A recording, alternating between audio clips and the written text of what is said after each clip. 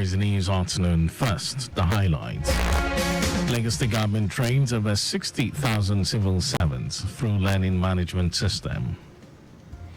Federal government earmarks 260 billion naira for revitalization of primary health care centers.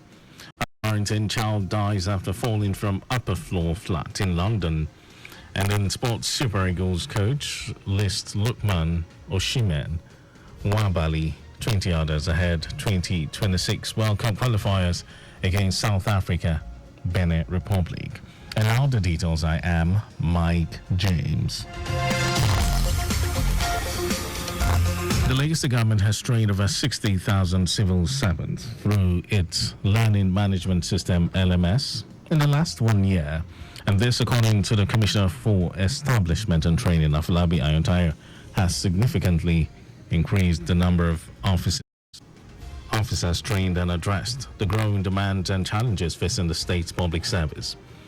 To improve public service skills, the state is also revamping its training program with a focus on practical applications, which is a key part. 2 to 3 month exchange program where public servants work in the private sector. And while speaking at the ongoing ministerial press briefing at Alausa to mark the first year of the second term of Governor Babajide Sanwo-Olu's administration, Ayotaya said the state government from February 23 to April this year paid over 16 billion naira to 5,886 retirees and over 60 billion naira since 2019. The commissioner said the state government also held its 103rd and 104th band ceremonies in 2023 and 2024 with a presentation of 3.1 billion naira to the 1,013 retirees, as well as 4 billion naira to 1,455 retirees. Our key focus areas are human capital development, establishment matters, industrial relations, and pension management. The state government has undertaken measures to boost internal capacity of officers within the public service. These initiatives represent government's commitment to promoting professional growth, enhancing performance, and driving excellence across various departments and agencies. Ayotaya noted that the ministry prioritizes workers' welfare, hence its constant engagement with union leaders through annual dialogue to deliberate on matters affecting public service growth and development. Our correspondent, Adjola Akindele, quotes the commissioner as saying that the ministry played a vital role in supporting and guiding various government bodies, ministries, departments and agencies on establishment matters, including ensuring adherence to regulations and guidelines in the period under review. Parastatal's Monitoring Office PMO, in collaboration with Lagos Bureau of Statistics, in the last 1 year carried out comprehensive compilation of manpower statistics to serve as a resource for policymakers to make informed decisions, optimize workforce management and prioritize employees' welfare. Permanent Secretary, Parastatal's Monitoring Office, Adetutu Shosoya, who made this known during the ministerial press briefing at Alausa Ikeja, said the office conducted a major routine inspection exercise to over 80 parastatals and agencies across the state.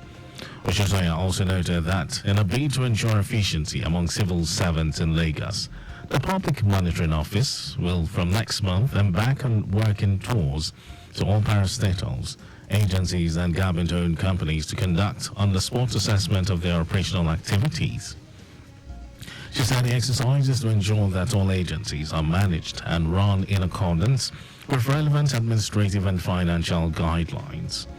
Oshosoya stated that in the last 1 year, the PMO has consistently built the capacity of its workforce through manpower, information sharing, coaching, and deployment of technological skills to upskill staff productivity, and as well through a program on Lagos traffic radio tagged Know Your Agency to create more awareness about parastatals, agencies, and government-owned companies.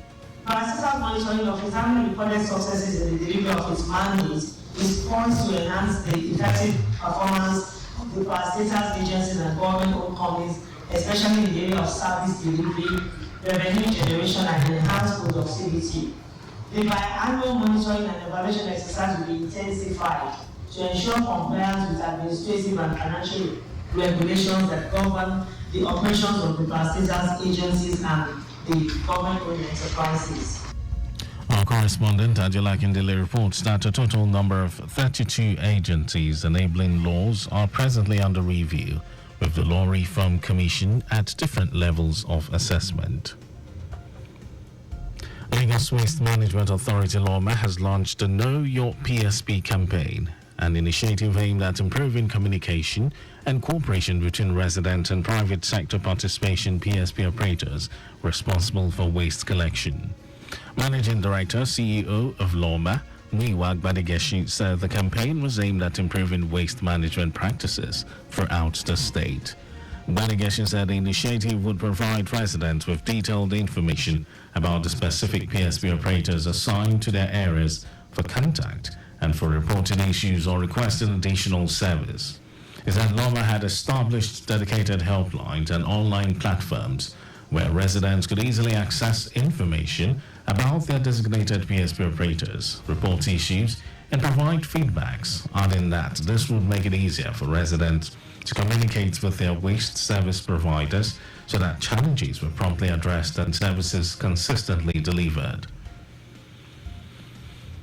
And now to the rest of the stories. The Coordinating Minister of Health and Social Welfare, Muhammad Pati, says 260 billion naira has been earmarked for the revitalization of primary healthcare centers across the country. Pati made this known in Abuja at the sectoral ministerial press briefing to mark the first anniversary of President Bola Tinubu in office.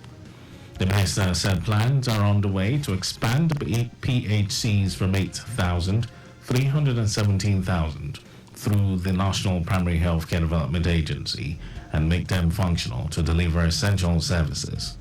The minister noted that the government will provide the state with guidelines for the implementation of the revitalization and equipment of medical facilities.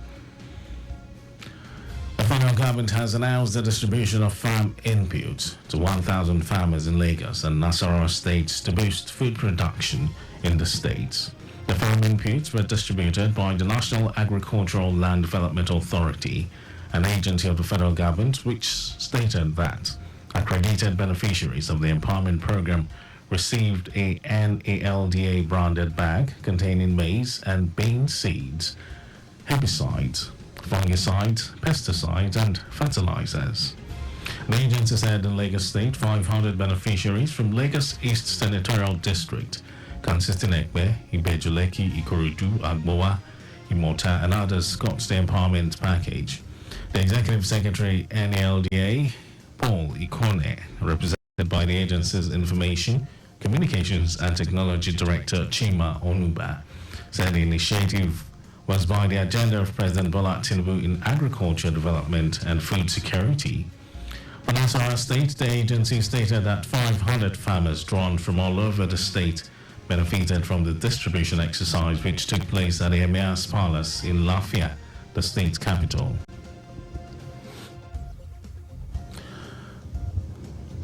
And now to some foreign news. A child has died after falling from an upper floor flat in South London.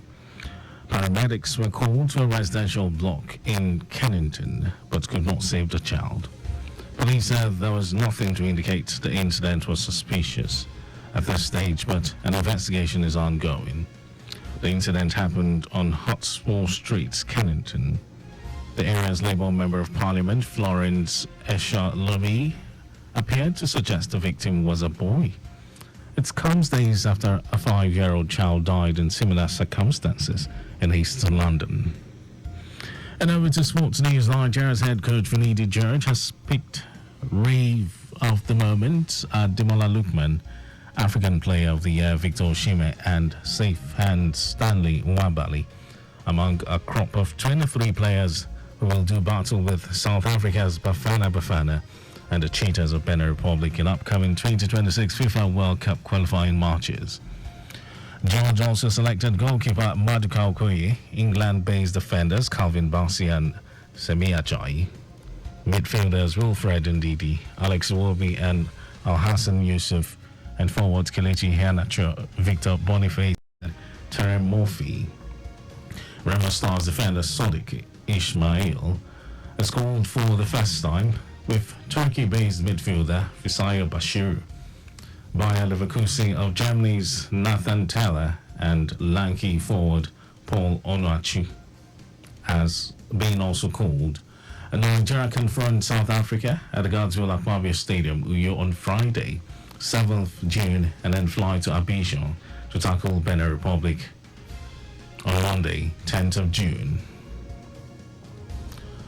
And that's our news at 12, but just before we go, your vehicle is not a strong room, so please keep your valuables off the view of miscreants. You can follow us and like all our various social media platforms: X, Traffic Radio 961, Instagram, Lagos Traffic Radio 961. Subscribe and watch our news and programs live on YouTube, Traffic Radio 961. And you can also visit our website, www.trafficradio961.ng. Did you know that the Sanwo-Olu administration initiated 500 hectares rice farm technology intervention project? Well, you can get more details. It's on the Lagos State Government website. And to end the news, here are the highlights of the major stories. The Lagos State Government has trained over 60,000 civil servants through its Learning Management System, LMS, in the last 1 year. The Coordinating Minister of Health and Social Welfare, Muhammad Pate, said 260 billion naira has been earmarked for the revitalization of the primary healthcare centers across the country. We also told you that a child has died after falling from an upper floor flat in South London. And in sports, Nigeria's head coach, Finidi George, has picked rave of the moment Ademola Lookman, African Player of the Year Victor Osimhen, and safe hand Stanley Nwabali among a crop of 23 players who will do battle with South Africa's Bafana Bafana and the Cheetahs of Benin Republic in upcoming 2026 FIFA World Cup qualifying matches. And for contacts with the newsroom, send a message to info@trafficradio961.ng. That ends the news broadcast. It was compiled by Kayode Mafalashere. Thank you for listening. My name is Mike James. Good afternoon.